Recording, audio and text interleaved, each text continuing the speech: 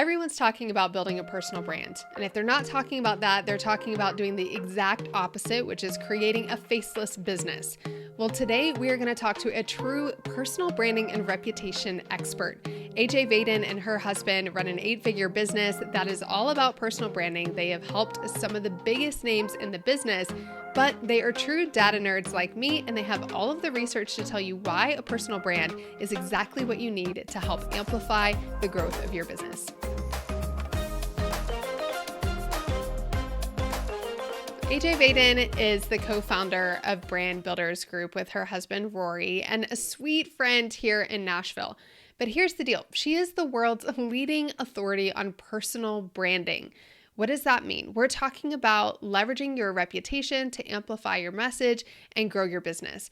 This is not something that she developed overnight. She's been working in this space for about 20 years. So she's a true expert, not somebody who just built an Instagram following and said that they had personal branding expertise. Now, you can learn a lot about Instagram from those people, which is fantastic. But if you really want to understand the methodology behind creating a personal brand, amplifying your message, if you really want to understand why it is so important, especially in a day and age when we have people who are talking about building faceless brands, then you're going to want to listen to this episode. She has done a true research study and was the lead commissioner of this nation's first multi-generational national study on personal branding. That work has been featured in Success Magazine, Entrepreneur Magazine, Good Morning America, etc. She is a recognized speaker. She has worked with some of the most recognized names in our industry. I won't go down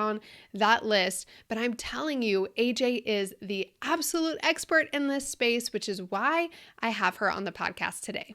Well, AJ, thanks for coming in and hanging out. I'm so excited for us to be chatting today. Likewise, it's going to be fun. Okay, so before we dive into all the business stuff, tell us what's your favorite community you've ever been a part of and what did you love about it? Okay, well, I have two. Can I have two? Yes, Because I'll I give you permission for 2. have more personal and one more business. Honestly, my favorite personal community that I've ever been a part of is my Bible study group. And we did this really crazy thing about 3 years ago now, and we joined almost like a home church. We have a church, but this acts almost like a home church, but it's a Bible study group. And at this point, I think there's 5 families, and we meet every single Sunday from 3:30 to 7:30 p.m. every week for 4 hours. We have our own worship leader. He does music. We do a kids study. We do a full hour and a half, and then we eat together, and then we all have desserts with our kids. And it's been the most consistent routine thing in my life I see these people more than I see any other friends and family that I have, but then also the accountability and the discipline to do something that we all believe in. And it's just been one of the coolest things that I've ever committed to. And it's a big commitment. 4 hours every Sunday. It's a big commitment. That's my favorite personal community. And then my favorite business community is my EO group. So the Entrepreneurs Association or organization here in Nashville. I've been a part of my forum for 8 years. And again, these people know more about me than probably anyone else because of the unique confines of you got to go deep fast because we only meet once a month and it's for 4 hours. But this is a group of people that I could not imagine doing business with or life without. They have been up, down, and all around with me. And it's one of those things where I may not attend any other event all year that EO does, but as long as I have my meeting with that group of people, I am so, so, so fulfilled. I love that. I've heard amazing things about EO, and we have had lots of small group experiences. And at one point, we had an experience that was similar to that. And I think the similarity between both of those is the consistency and then the amount of time that you spend with them once you get with them. Because I think oftentimes we think, oh, well, I'll meet for less time more frequently. But the reality is it always, even if you know somebody really well, it can take time to get to that depth that you want to get to. And so that shorter time, more frequency is not always as valuable as you're meeting less often. But when you do meet, you're actually meeting for 4 hours or whatever it might be, because you can just go so much deeper. Yeah. And I think it just, honestly, conversations take time to warm up. And it just takes time for the right question or the right moment or that right level of confidence to go, I think I am going to say something now. And or somebody's saying something to you that they may not have said in a 30 or 45-minute coffee meeting, but at hour 3, they're like, I just can't not say this. And I think that's been the part of, man, having that longer amount of time, even if it's less frequent, has been really powerful. Yeah, I think that's why we love family dinners with other families so much because we'll do like something earlier so that the kids can play.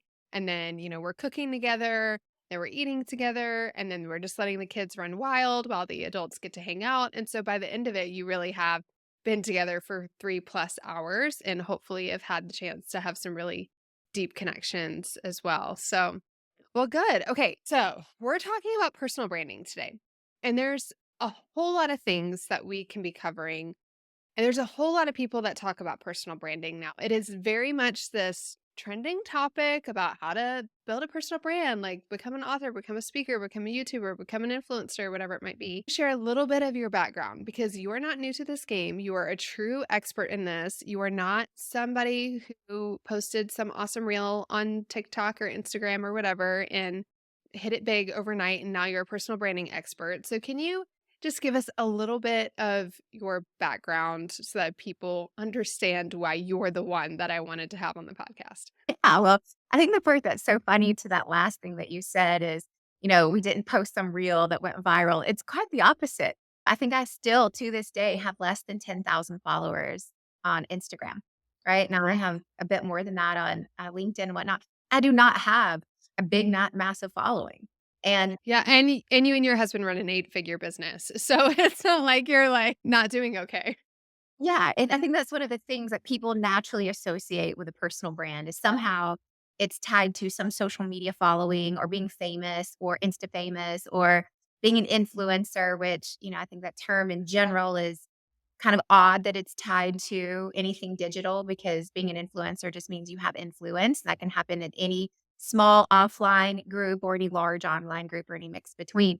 But I think it's really important that people realize like that the term personal brand is new, but the concept is not, right? And in our world, in the business that we're really in, although it's called personal branding, is we're in the business of reputations. And we all have a reputation. And if you really think about it, in our world, anyways, we talk about a reputation is simply what people think about when they think of you. Now, the art of building that is what we call building a personal brand. It is personal branding, which is the formalization and digitization of your reputation. Right? And so, as I mentioned, that's not a new term. Reputations have been around for a very long time. And the whole concept of even influencer marketing is not new. It's just more common now. Like I remember back in the 1980s, one of my favorite commercials of all time was this Michael Jackson singing commercial for Coca-Cola. Right. And then I remember Britney Spears in the 90s did one for Pepsi. And I just remember like they were these like iconic commercials. Now, why would they hire Michael Jackson and Britney Spears to do it? Why? Because they had personal brands. People followed them, knew them, liked them, trust them. So again, this isn't new. It's just more popular to now. It's more everyday. It's not just for celebrities. It's for every single individual like me who has a very small following, all the way to the Rock, Dwayne Johnson himself, right? So I think that's really important. But I've been at this game for a really long time. I fell into this accidentally because the core root of everything we talk about, it's nothing new. It's sales and marketing, right? It's being able to get good results and then have the ability for people to know about those results. The worst thing in the world is to be a best kept secret. And often that's your fault. That's because you didn't do the work to make sure that people know you for what you want to be known for. That takes intentionality, it takes planning, it takes work to do those things.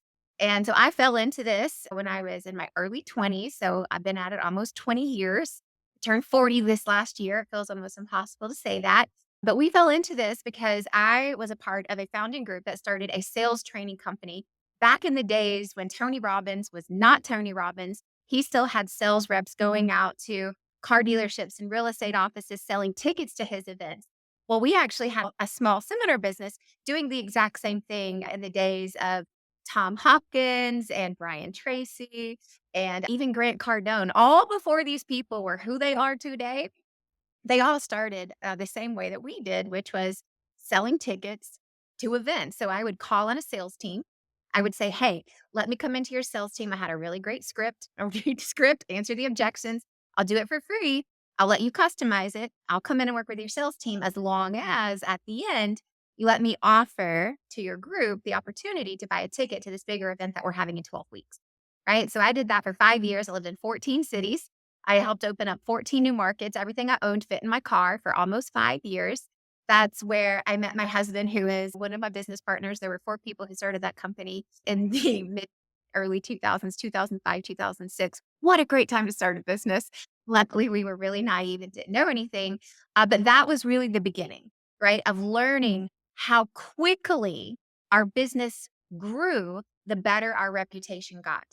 And really, another word for that is referrals. I remember one of my big accounts was Wells Fargo, and I called on Wells Fargo's all across the country speaking at their mortgage offices because I did a really great job at one office. And then I got referred to the next and the next, and the next, the next thing you know, I probably had 80 or 90 offices that I had worked with. One, because I had good results. Two, I had a great reputation. But three, I was willing and able to ask for the referral into that next group.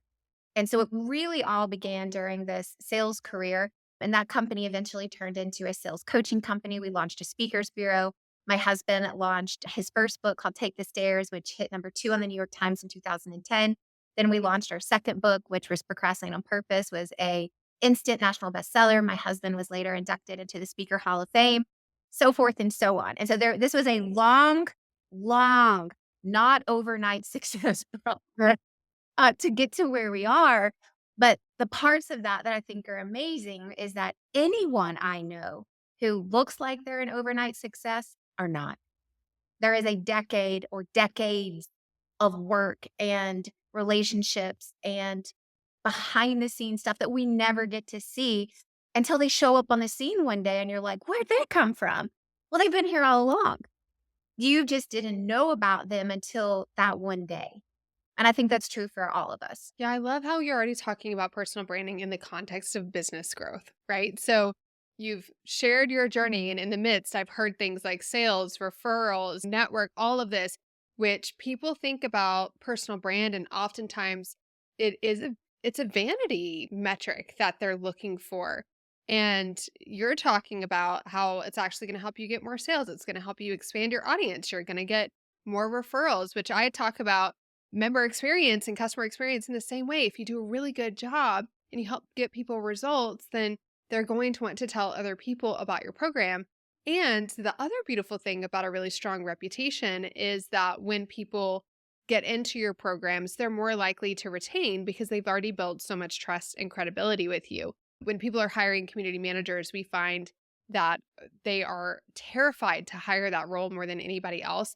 And it's because their reputation and relationships are being handed over to somebody. They've worked so hard to build that, and now they need somebody else to uphold that. So, talk to us a little bit more about the reputation, personal brand side, and how that can actually impact a business. Yeah, I think it's important because you actually touched on 2 of 3 things that I think are really important in this conversation. And in 2021, we started the first ever national research study on the state of personal branding. So, what are the impacts of personal branding as it relates to both an individual, but for us, more importantly, a company, right? And how is personal branding affecting traditional marketing and advertising in the sense of a company? And so, we launched that study in 2021. We finished it and released it in 2022. And it was the first ever and still the only national research study done on like what is personal branding today and what are the impacts that we're seeing across all industries, all companies. And there were 3 underlying things that we found. And I'll give you the link if people want to go download this study for free.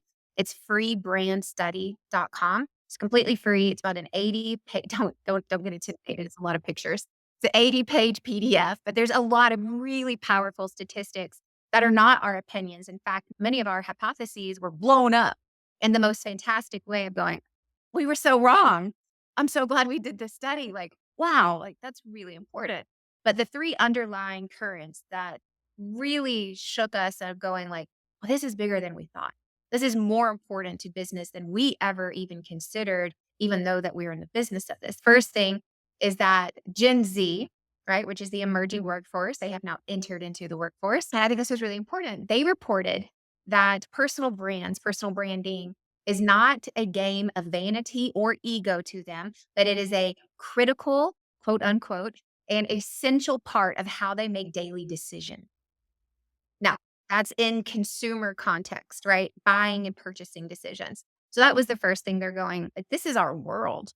Like if I don't know who you are, it is unlikely I'm going to buy from you. But if I do, which led to the second thing, is that those people with personal brands who have established personal brands, not only are people more likely to buy from you, they are more likely to spend more money with you because you have an established personal brand, not because you are a part of a well-known company. That was significant. And then the third thing, which is really the most important thing, is that out of everything else, personal branding at its very core is simply a trust accelerator.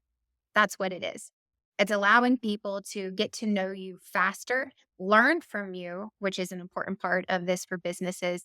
But also, people want to actually know who you are as a person, not just what you do. So it's like people have to be able to see you, get to know you, but also learn from you. And I think that was a really critical difference. Even 5 years ago in the marketplace, this is how transactions worked in the business place. I give you my money, you give me goods and services. Well, that's not how it works today. That's actually not how business works today. How it works today is I get information from you for free, and then I decide if it's good enough for me to give you my money. Yeah, and not just is it good enough, but do I like you? It's like, is it good enough? Do I like you? And that's why blogs and podcasts and social media is so explosive, is because inherently we all know it's like, but we know this is happening. We just don't understand how much and how important it's actually attributing to our top line and our bottom line. And I think one of the things I thought was really interesting is this just literally just happened like 3 weeks ago. I was talking to my girlfriend and she was asking me about, not too TMI here, but like who my OBGYN was. And I said, this is who I'm using. And she goes, okay, well, I've been looking. And I was like, well, who are you using? And she told me, and I said, well, where'd you find her? She goes, well, I really like her online content. You found your OB from online content? She goes, "Yeah, just she provides so much free content on her website. It really validated that she really knew what she was talking about." And then the long story short is she wasn't loving the experience, but I thought it was fascinating that, and she is very much a younger millennial, and that was very much her whole process is, how much information, how much value are you giving me before I ever decide to do business with you? And that's how she made her purchase decision. It had nothing to do with her retention of staying there, but it did indicate that. Second quick example of, if either one of us were going to find someone new to do our hair, right? My hair is a very big deal for me. Like you, I have very long hair. I have a lot of it, and it's really important to me. And I'll tell you what I'm not going to do is I'm not going to go to the Google and type in best hairstylist Nashville, Tennessee. I'm not going to Yelp or Angie's List. I'm not doing that. What am I doing? I'm calling up my friend who has amazing hair and I'm going, girl, who does your hair? I need a new person. That's what I'm doing. And so I think the point of some of this is that we all have personal brands, even if we don't know it. Like if you have a friend who comes to you for something, that's how they identify you with you. That's how they associate with you. Now, why is this so important to businesses? It's because people don't follow companies. They follow people, right? I've never in my life ever heard a company being interviewed, right? I only hear people being interviewed, right? It's like we work for people, not companies. We follow and fall in love with people who represent companies, but not the company itself, right? A company is just a collection of individuals. And somehow over the last couple of decades, we've gotten so behind corporate logos and all of this stuff that we have forgotten. It's like at the end of the day, that's not really what creates brand loyalty and increased purchasing power and retention. It's no, there is a relationship, there is a connection. It's like if somebody only wears Nike, it's because probably at somewhere in their youth, they became attached to someone, right? That also represented that, right? The Michael Jordan era, now like the Leo Messi era in soccer. It's because it is tied to a person that we have great respect or admiration for, and thus we fall in love with the brand. And the cool part is that every single one of us can do that right now with our small business, right now, today, with everyone around us. And that is the power of personal branding. I feel like this has become more and more important post 2020 because As ugly and brutal as it was in the 2020 era, there was this peeling back of who are you? Who's behind this business? And it was forcing people to shine light on the personal side of who they were and not just their business side. And I do think that although that was done in a very toxic way in many ways, it has created this increasing desire for people to align with the person behind the business that they're buying from, right? And so I'm curious, it's kind of funny because I feel like, 2020 happened, you did this study, you're seeing all of this, but there's so many people now that are going, I'm going to build a faceless Instagram account. I just want and I have admittedly done this. Like, I just want to build a business that I can hide behind, that nobody knows it's me, just a faceless business. And I think there's a personal desire for that because the online space requires so much. It feels like it requires so much energy. It feels like it requires so much. And people really struggle between authenticity and transparency, which are two very different things. They equate to them, and then they feel like they have to share everything online, which is not true. But there becomes this struggle, and then people get onto this craze, which we're seeing right now as we record this, of just like, I'm going to build a faceless Instagram account or a TikTok account and make my millions. So, seeing what you've seen with the data, does that make sense to you? What are your thoughts on that? No, and I don't want to be too rude. That's the dumbest thing I've ever heard of. It truly, when it comes to actually doing something that's worthwhile and that's worth your time and investment and something that's worth more than just a dollar in your banking account. And that's something that I think is really important of why people are loyal to brands is because it's not faceless. Is because they do know what it's about and who's behind it. And I liken this a lot to the crypto fall that happened just a couple of years ago. It's like this faceless industry, and it just like was growing, growing, growing, poof, right? And I had many friends who lost millions with this faceless industry of thinking this was a better way, and then being like, oh, I should have. Maybe I should have reconsidered some of those things and not to liken it too much, but I do think it's a really important thing for people to understand the difference between doing something for ego and vanity versus doing something for purpose and mission. And in my world, anyways, at Brand Builders Group and how we see personal branding, it's an extension of your purpose, right? When you think about being identified with something and being likened to something, it's going like, what's my legacy?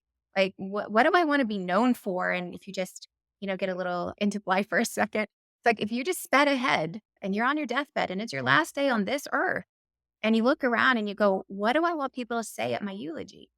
What do I want to be remembered for? What do I want to be known for doing? And being known, it's like maybe that's just you and your creator. Maybe it's just you and your family, but what is it that you want to look back on and go, that's what I gave my life to, and I am proud of that? And would you really want to be proud of having a faceless company that shares no real values, no real beliefs, stands for nothing transparently because you're hiding behind a faceless account? I don't think so. I don't. And I think this is a fad. It's not a trend. I think personal branding is a trend, not a fad. And I think we're going to see lots of fads that come and go, and some stay longer than others. And in my opinion, this is a direct result of something that has been pushed so ego hard and so vanity driven by just, the fake followers and all the things. I think this is just the pendulum swinging way to the left, and it'll settle right back in the middle, which is sometimes a necessity to get things normalized. And at the same token, anyone who is building a personal brand for the point of vanity or followers, it's like, that's not a personal brand, right? That is for selfish ambition and pride and ego. And I'm not saying I don't have those things. I definitely suffer from those things. I'm a human being. And recognizing you do not have to have millions of followers to make millions of dollars in business. And you do not have to have a massive business to make a massive impact, right? We can do that with one customer. We can do that with a following of 10. And that's putting the heart back into some of this that's gotten lost. That happens digitally because your personal brand and your reputation are not just online. They are equally, if not more important, offline. And I can go back and look at the way that we've started our company and, Brand Builders Group, although we've been at this for 20 years, Brand Builders Group as an actual entity has only been alive right? I think we're still like a toddler as a company, but 5.5 years. And when we started this company in 2018, and it was in the middle of a crisis, and I got so gloriously and unexpectedly fired. And in the wake of that chaos, in the wake of that crisis, this company was born because of an offline relationship that we had with a friend, not a good friend at the time, just a friend, Lewis Howes, who had a really well known podcast and a really trusted audience that he had been growing and nurturing for at that point over a decade. And because we had an offline relationship with him with no business ties, we were able to help him do something that he was looking at doing. And then because he trusted us in an offline, not an online relationship, not because we had websites and podcasts and email lists and social, we actually had none of those things, right? Like when we started Brand Builders Group, we had forfeited and turned over our social media accounts. We had lost our email list. We had lost our podcast. We had no website. We were literally in the middle of a crisis. And he said, "Yeah, this is why this happened. Like you're meant to do this. And if you can't see it, I'm telling you, this is what you're meant to do. This is why this is happening. Let me help. Like, let me introduce your new company to my audience." And we're going, "We don't have a new company. What are you talking about? Like, we were just helping you in our basement." He goes, "No, no, no, no. You do. Let me tell people about it." And that is how we started our company. We launched our company on his podcast with an unstylized landing page that had a picture of me and my husband and an orange button that said request a call here. How is that? Right? And it was not pretty. It was not designed. We had no website, no podcast, no email list, and no social. And that's how we started our company. And that unstylized landing page, because Lewis had built a very long standing face forward, not face list, relationship with people who knew him, liked him, and trusted him, who tuned into him, who knew what he looked like, knew what he stood for, knew what he believed in, because he talked about it openly and transparently week after week after week for decades. Then, because of that, he was able to extend that to us. And of that one podcast episode, it generated 1,000 leads. 1,000 people clicked that lame orange button and said, "If he says you're trustworthy, I believe it." And they scheduled a call. That's how our company started. And so the whole idea that we would do something faceless is crazy to me. It's ludicrous because that's not how the real world offline works, right? Not how it really works in everyday human interaction. So let's talk about is somebody, I love how you said earlier, everybody has a personal brand, whether they recognize it or not. I want to talk about how to amplify your personal brand, but I think first we may need to get to like, how do I even figure out what my personal brand is? Is that where most people get hung up? Is like, well, what do I talk about? Who am I? What do I have to say? What is my message? Yes, that is where most people get hung up. And most often it's because they're asking the exact wrong questions from the get go. They're asking, what should I talk about? They're asking, where should I be? And those are the wrong questions. The very first question that anyone should be asking is, who am I meant to serve? Like, who is it in the world that I can help, that I can actually provide real value to, that I can actually help get real results in X area of their life or their business? And I know I can do that because I have the experience and expertise, most likely firsthand, to help them with that. And that's where, back to what I said earlier, it's like, it's not about millions of dollars, although you can likely make that. And it's not about a massive business, although you can build that. It's about who can I help in a genuine, results ridden way, whether it be 1, 10, or 10,000. And that's where I think most people get caught up in the, what should I talk about? And what should I do? It's a lot of what and a lot of where. And what we tell people is like, we're not ready for that question. We're not ready. What you need to know is who. Who are you most uniquely positioned to serve?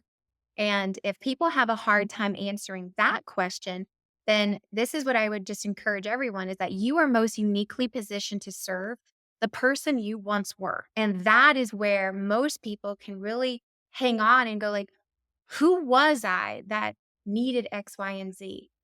And what have I been able to do in my life and my business that I could go back and help me 5 years ago or 10 years ago or 5 months ago, right? And I think that's where if we start with the who, then the what becomes a little bit more clear. And as that becomes more clear, the where to be also becomes more clear. And people often ask me, they're like, does everyone have to be on social media? I say, no, depends on where your audience is. Back to the who. If your who is not on social media, then what are you doing there? You can hang out there for your own personal reasons, but in terms of using it to build your business, you only go where your audience is. And then back to, it's like, what should I be posting about where? It's like wrong questions. But we have to know the who, and the who dictates and decides everything else that we do. I love that foundation of really figuring out the who you can uniquely serve because I think so often we just take advice from the next business coach who's telling us Instagram is the place to be or you should be on TikTok or no, don't be on TikTok anymore because the US is going to shut it down. You should go over to Instagram now or LinkedIn is blowing up. I really think you should be on LinkedIn.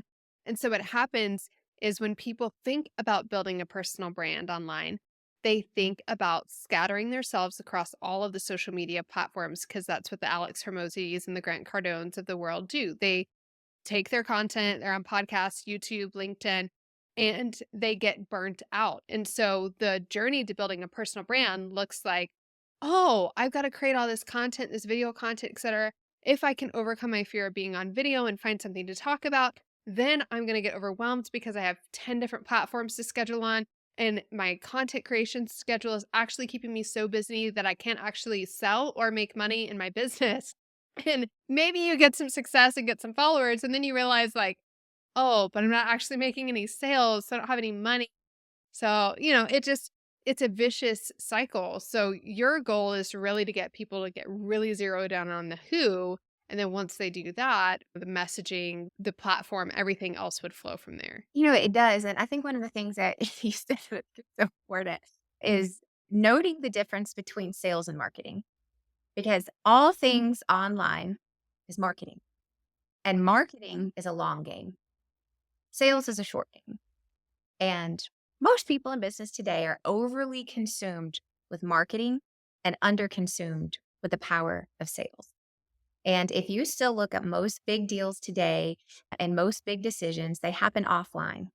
Now, I could give you a long list of examples: attorneys, doctors, financial advisors, hairstylists. But we're still going offline for most of those referrals, recommendations, and final decisions. We're using online sources and tools to make those decisions of going like, if somebody refers me someone, I'm still going to look them up online, right? If they have no presence, I'm going to be like, hey, tell me a little bit more about why you suggested this person. But still today, because online is so crowded and it's so busy, and there are so many polar opposite voices about the same dang thing. It's like, I literally was looking up something today about stevia, like the sugar. Yeah. Yep. And found 14 polar opposite answers about, and I'm like, because people are Is just, it good for me or is it going to kill me? Somebody just give me a conclusive answer.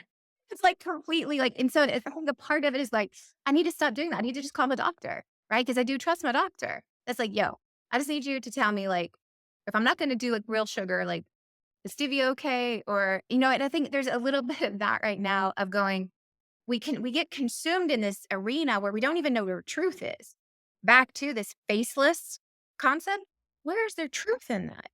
Like, and that's what most of us are going like, can I just get an accurate answer? Can you just tell me where to go? And that requires some trust. But I think that if I was going to tell anyone today who is starting from scratch, how do you build your business right now? I wouldn't even tell them to get online.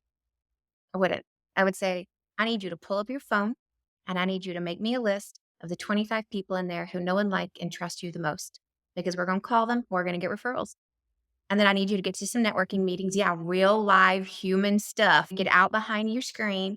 And I need you to go meet some people face to face, break some bread, have some coffee. I need you to interact with humans. I need you to build relationship. I need you to show up. I need you to show up for people. I need you to give them referrals.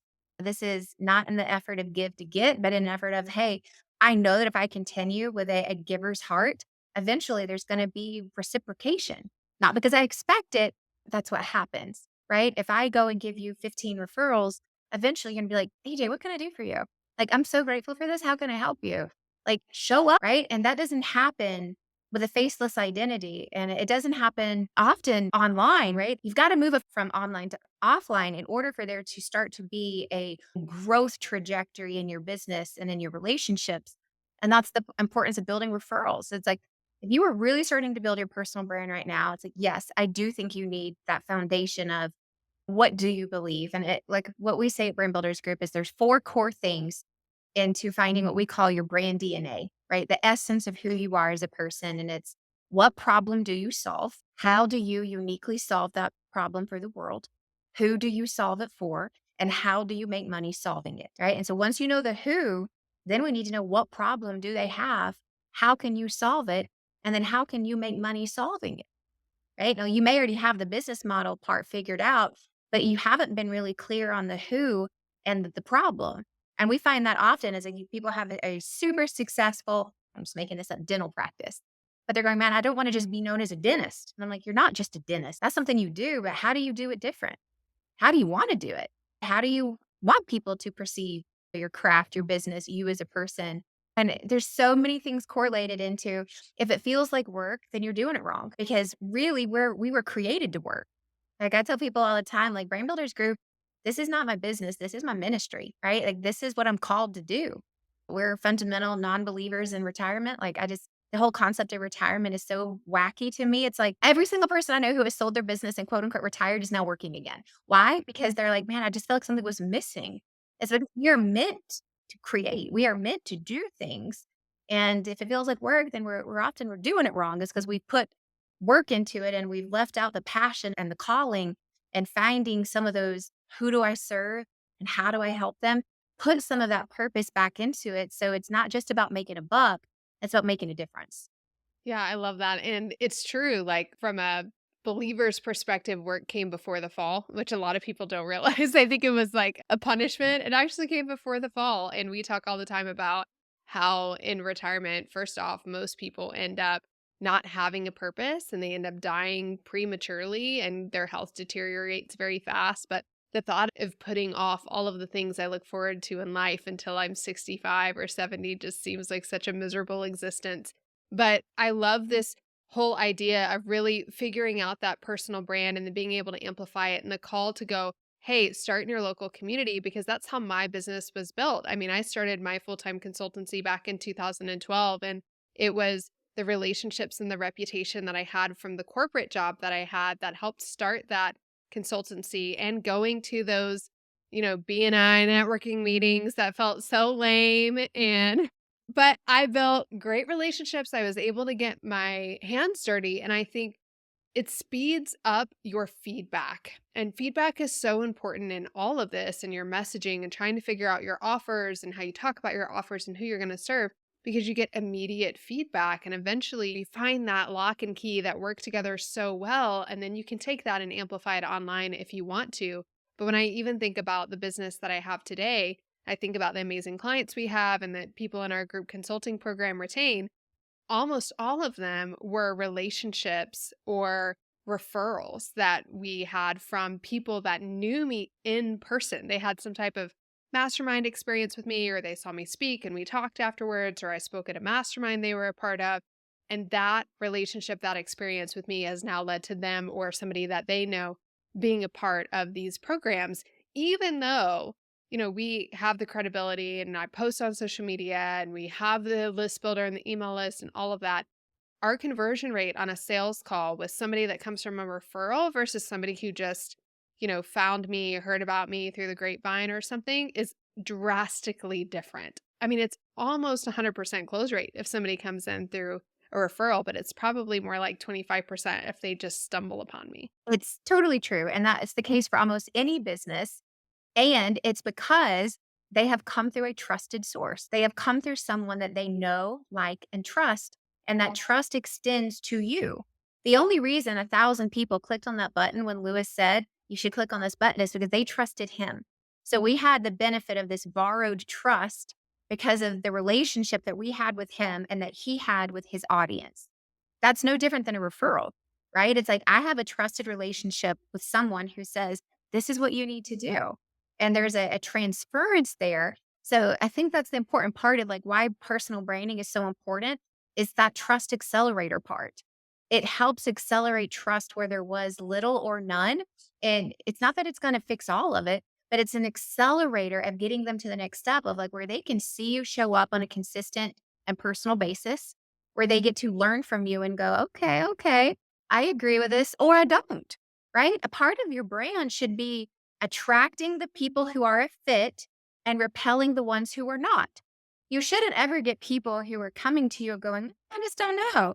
And if so, that's because you're not being honest and true about what your business really does and who they do it for, because you are not for everyone. You cannot be. And if you're trying to be for everyone, I bet you're probably in a place of stagnation or complacency and you feel it. And like, I'll give you one quick example. I'm a believer that I never shared my faith in my business prior to starting this company. In our former business, it was just it's like, it's just not for the workplace. That's all I'll say. Just wasn't for the workplace. And when we started Brand Builders Group, we felt it was a God wake up call. It was a divine intervention of, hey, you're on the wrong path and I'm going to set you straight. And you didn't do it. So we're going to do it my way. And that meant getting fired and being humbled in all kinds of ways. It was really needed. And I'm happy for it now. Wasn't then. But one of the things that I really heard God say to me is like, give me the glory, give me the credit, give me the honor where it's deserved. And I didn't do that before. And so at Brand Builders Group, I have really been vocal on all my social feeds and like even on podcasts like this when it's welcome of, hey, like, yeah, that's a part of your story. Share it. And it's like, here's the craziest part. Like, we have more people who come to us at Brand Builders Group who going, I was so happy to see someone so vocal about their faith. And I haven't been sure how to do that in my business. Part of them are coming for their personal brand and some of them are going for like, I just need to see this being done somewhere. I just want to be aligned with people that I know that we're not perfect. We're going to get stuff wrong, but we come from a certain set of values and beliefs that it's like, it's finding your people, it's finding your community. And so I love the question that you asked earlier. It's like, what communities have you been a part of? And that's what I would tell people. Are you a part of communities? Like, do they exist in your life? Right? Who cares if it's an EO group, a business or a BNI or a chamber of commerce or a Bible study or, an adult, pickleball league, whatever it is. It's like, do you have those communities that you're actually building a foundation on of people who enjoy like-minded things? And that is how you grow your business today. No different than it was 10, 20, 30 years ago, way before social media. It's really not that different today. We just think it is because of the invasion of technology. But at the end of the day, most business is still done offline. Yeah, you're exactly right. So, okay, before we wrap up, I know people are going to ask this one question. So, I'm a membership owner, I am a course owner. I have a business already. I kind of have influence online.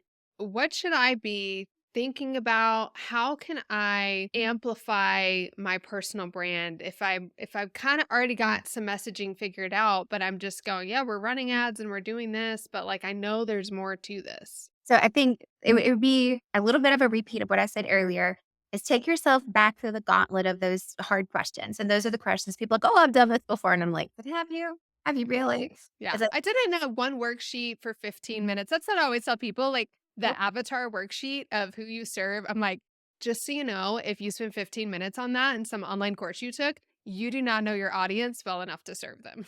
And I think a lot of it is, it's like, it's don't skip the foundation. And we're in the process I just shared with you. We're building a new house. Like, could you imagine what it would be like if I was like, all right, team, go. And there was no architectural blueprint? We do that all the time in business. We skip the planning, we skip the foundation and wonder why we're stuck in growth. And it's like sometimes you got to go back to the foundation of going, whoa, whoa, what am I doing this for? What do I want to be known for? Who am I doing it for? What problem are we solving it? How do we uniquely solve it? And how do we really want to make money solving it? Honestly, sometimes when people are trying to grow, they need to cut. And he wouldn't mind me sharing this. That is why Lewis House came to us. Like when he came to us over 5 years ago, he was saying yes to everything. He had his inner circle, a coaching program, a mastermind, the podcast, a TV show on the horizon. He was speaking, doing events. He was saying yes to everything. He was completely diluted. And diluted focus always gets diluted results. And in the world of a lot of shiny things, we do too much often in our business. And what we need to do to grow is we need to cut back. We need to cut back on who the who is, because I bet anyone listening right now, including myself, you are serving people in your community right now that you shouldn't be serving, and there's somebody else better to serve them than you. And you know that when you go, "Oh, I have to talk to them," right? You should never say that about your clients. You should never say that. Like, that should never be what's on your mind. It should be, "Cannot wait for this today. Cannot wait to see you. I cannot wait to serve you. I cannot wait." And if it's not that, it's the wrong person. And let's help fix that. And so it is going back to some of that foundation of getting crystal clear because I tell anyone if you are stagnant, it's because you're not clear. And it's whether you're doing too many things or you have too many audiences, too many ideas, too many topics, too many different revenue streams. There is too much of something. I can't tell you what it is on a call like this, but I can tell you it's something. That I know for sure. And for most, it is how do I declutter and get clear?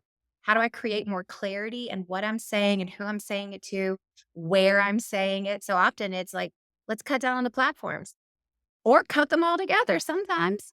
It's like, somebody was talking to me the other day about they are going after hedge fund managers and what social media platform they should be on. And I'm like, none. I don't think you're going to find your hedge fund management prospect group anywhere online. And it was like a very aha moment for this person of going, no one has said that to me yet. And I'm like, and I don't think you should spend any time online. I think you need a website for credibility when people do look you up. But do I think you need to invest in a film crew and a social media account? No, I do not. What I think you need to do is you need to figure out where these people are hanging out, join those associations, join those groups, sponsor the things, network and get referrals. Let's redirect your time. And for most people, that's what it is.